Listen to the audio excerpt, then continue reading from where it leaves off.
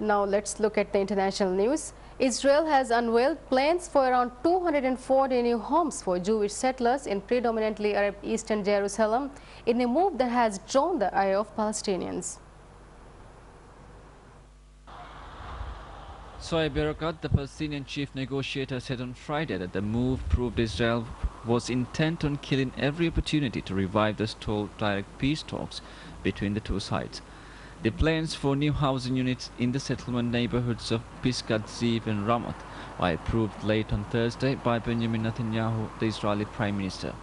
The United States have been pushing Israel to extend a 10-month moratorium on new settlement building in the occupied West Bank, but Netanyahu has failed to find an agreement to within his coalition government over the freeze that expired on September 26th.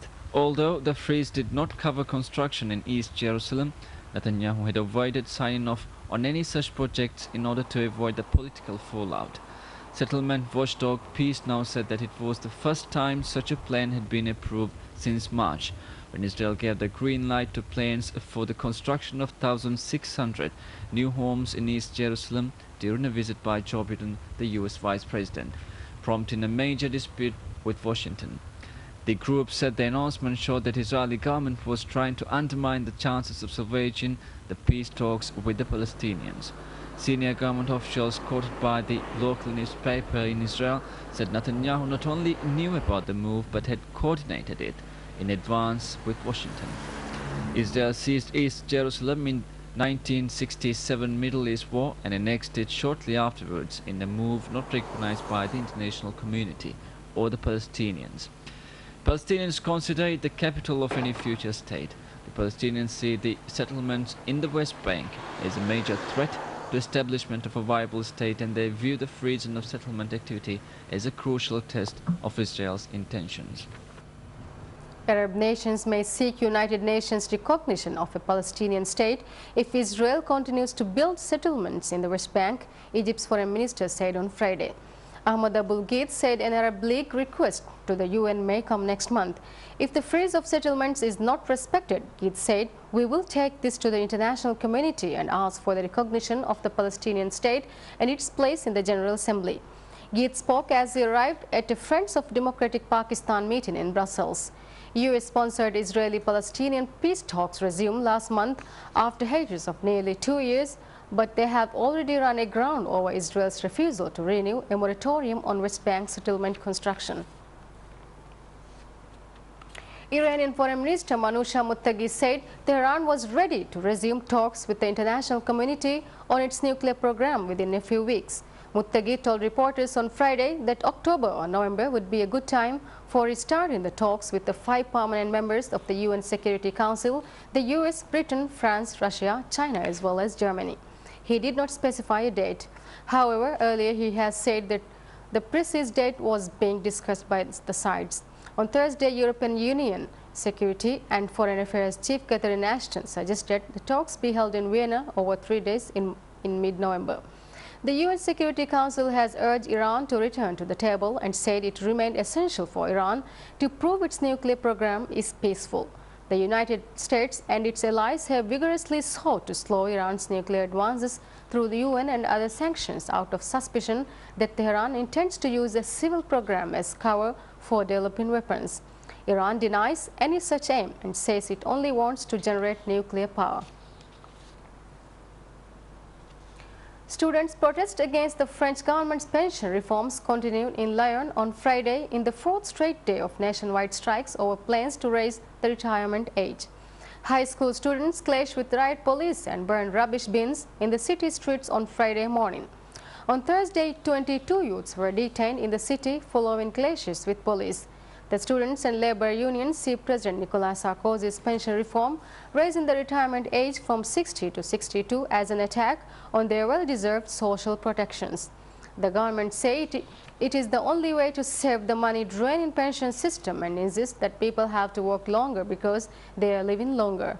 Meanwhile, several hundred students blocked the entrance to Laïchi Voltaire High School near Paris' famed Père Lachaise cemetery on Friday morning, as they had done every day since Tuesday. The Education Ministry said 306 high schools were affected to various degrees by strikes on Friday, down from 342 on Thursday. There are around 4,300 high schools in France. An exhibition in Berlin exploring how Adolf Hitler won and held the mass support of Germans has been praised as moving and timely. The collection of some 600 exhibits, along with 400 photos and posters, take visitors chronologically through the life of Nazi regime. The juxtaposes artifacts such as Hitler busts and uniforms of Nazi organizations with footage of events such as the book burning that was emblematic step in Hitler's seizure of power. Several hundred people have already visited the exhibition and most were impressed with the work the curators had done. Stefan Kramer, Secretary General of the Central Council of Jews in Germany, said the exhibition was taking place at the right time because of the various debates going on at the moment. The exhibition runs until February 6th. Swiss officials eagerly anticipated the breakthrough moment on Friday for what will be the world's longest tunnel, declaring it would be a day of joy for the Alpine nation after over 60 years of planning. Engineers were expected to start up the massive drilling machine nicknamed Sissy, so it can chew through the last remaining rock separating the two ends of the 57-kilometer Gotthard base tunnel. Peter Firklis-Taylor, director of Switzerland's Federal Office of Transport, said it was a day of joy for Switzerland. Some 2,500 workers have spent nearly 20 years smashing through the rock beneath the towering Gotthard Massif, including the 8,200-foot piece Wedgira, and allow passenger and goods trains to pass underneath the Alps at speed of up to 155 miles an hour on their way from Germany to Italy. The tunnel is part of a larger project to shift the haulage of goods from roads to rails, spurred mainly by concern that heavy trucks are destroying Switzerland's pristine alpine landscape. Swiss voters, who are paying over $1,300 each to fund the project, approved its construction in a series of referenda almost 20 years ago. Heinz Ebar, chief construction officer of the Gotthard base tunnel, told AP that the breakthrough celebrations were also a moment to reflect on the lives of lost during the tunnel's construction. The tunnel is seen as an important milestone in creation of high-speed transportation network connecting all corners of Europe. It will allow millions of tons of goods that are currently transported through the Alps on heavy trucks to be shifted onto the rails, particularly on the economically important link between Dutch port of Rotterdam and Mediterranean port of Genoa in Italy. Swiss engineers are hoping to complete the rail tunnel even sooner than planned, possibly by the end of 2016. But the arrival of the first high-speed trains could be delayed by problems in Germany and Italy, where local opposition to new tracks and budget constraints have become an issue in recent months. European transport ministers will be watching the breakthrough ceremony live from a meeting in Luxembourg, conscious that Switzerland has set the bar very high for future cross-Alpine rail projects. Two further tunnels, one connecting Lyon, France to Turin in Italy and the other replacing the Brenner Road tunnel between Austria and Italy, are still a long way from completion.